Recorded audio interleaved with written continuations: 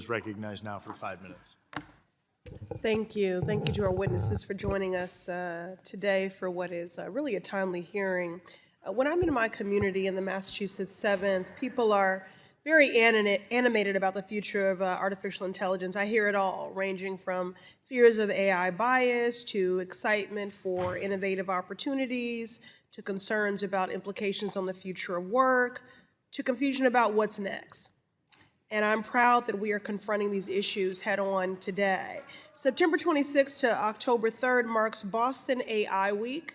Startups, investors, researchers, and students will all convene to explore the role they play in the evolving AI landscape. Leaders in AI like the Mass Technology Leadership Council will host educational and networking events to build on state investments in the next generation of leaders, educators, and workers in this rapidly growing field. I'm proud to represent a district that is trailblazing in the development of the AI industry. In Massachusetts, jobs in the technology sector make up 14% of our labor force, compared to 10% nationally. And we know diversity in AI jobs is essential to confront bias, to maximize opportunity, and to make good decisions that help everyone benefit from these cutting-edge technologies. Dr. Turner-Lee, I want to focus in on your research about the role diverse teams play in AI development and deployment. What are some ways diverse teams may be helpful to promote ethical and innovative uses of AI? Thank you so much for that, and I congratulate you on the AI Week in Boston. So I would just say there that it's important to have representative groups for a couple of reasons that we've spoken about today. I think on both sides of this conversation, there is this tremendous excitement for the opportunities and then a tidbit of fear, and depending on who you are, more or less, right, based on what AI can do. It's important that we have people who have the lived experiences of the variety of impacts that AI can have. And why that is important with any other internet technology that we've had is because AI, particularly in the financial sector, is dispersed to be very individual to that person.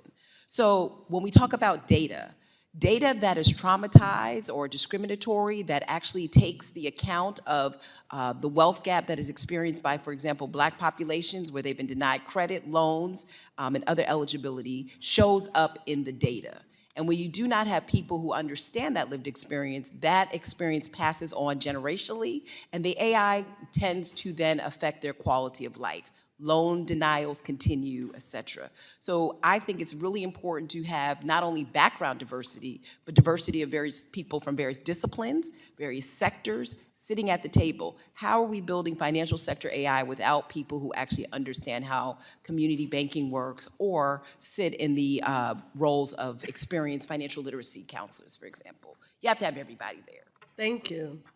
And Dr. Turner-Lee, how do you believe the federal government has a role to play in this? And what is that to ensure that people from all walks of life, women, people of color, low-income folks, can have careers in AI, especially in the financial services sector? Well, I think you pointed out really well when you talked about trying to empower local entrepreneurs. It's important for the federal government to create low benchmarks to entry. We see on this panel a young man who has his own company that is doing incredible things when it comes to data architecture, AI infrastructure, et cetera.